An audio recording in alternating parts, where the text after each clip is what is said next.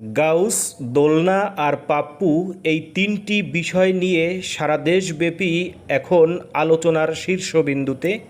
একটা মিথ্যা কথা আজ তিনটি পরিবারকে নিঃস্ব করে দিয়েছে। দোলনা যেই ভালোবাসার সম্পর্কে জড়িয়ে পাপ্পুকে বিয়ে করেন, বিয়ের পর সেই ভালোবাসার ফাঁদে এক প্রবাসীকে ফেলেন, যেখানে অস্বীকার করেন নিজের বিয়ের কথা।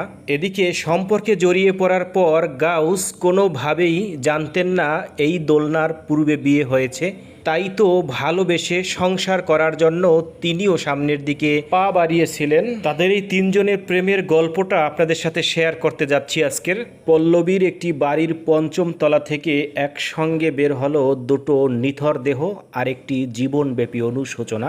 একটি মেয়ের ছলনা, এক প্রবাসীর অন্ধ ভালোবাসা আর একজন স্বামীর নিরীহ উপস্থিতি, সব মিলিয়ে ধ্বংস হয়ে গেল তিনটি পরিবারের স্বপ্ন। ফেসবুক ইনবক্স থেকে যে প্রতারণার গল্পটি শুরু হয়েছিল তার চূড়ান্ত পরিণতি হয়েছে লাশের গন্ধে। বরগুনার মেয়ে দোলনা আক্তার রাজধানীর উত্তরা ইউনিভার্সিটি থেকে এলএলএম করছেন। থাকতেন মিরপুর 11 নম্বরের একটি ভবনের 5 তলায়।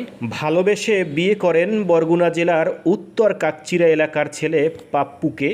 স্ত্রীর সঙ্গে দেখা করতে মাঝে মধ্যেই ঢাকায় আসা যাওয়া করতেন পাপ্পু।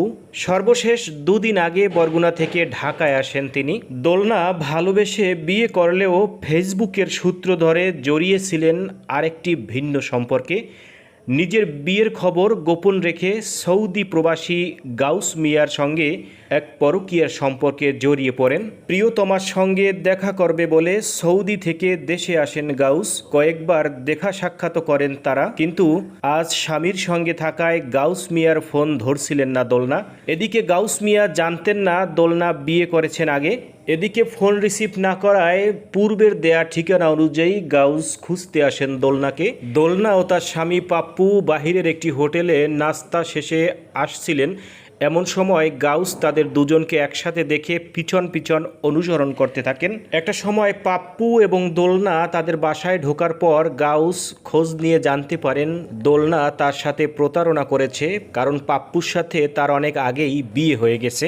এই বিষয়টি জানতে পেরে ক্ষিপ্ত হয়ে গাউস তার বাসায় ফিরে গিয়ে একটি ছুরি নিয়ে আসে। দোলনার বাসায় গিয়ে দোলনা এবং পাপ্পুকে নিজের হাতে কুপিয়ে হত্যা করেন। একটা মিথ্যা সম্পর্ক আর ছলনায় তিনটি পরিবার আজ বোবা হয়ে গেছে। এই ঘটনা কেবল প্রেম ঘটিত নয়, এখানে সততার অভাব, আবেগের অন্ধত্ব আর সম্পর্কের দায়িত্ব শূন্যতার এক রক্তমাখা দলিল।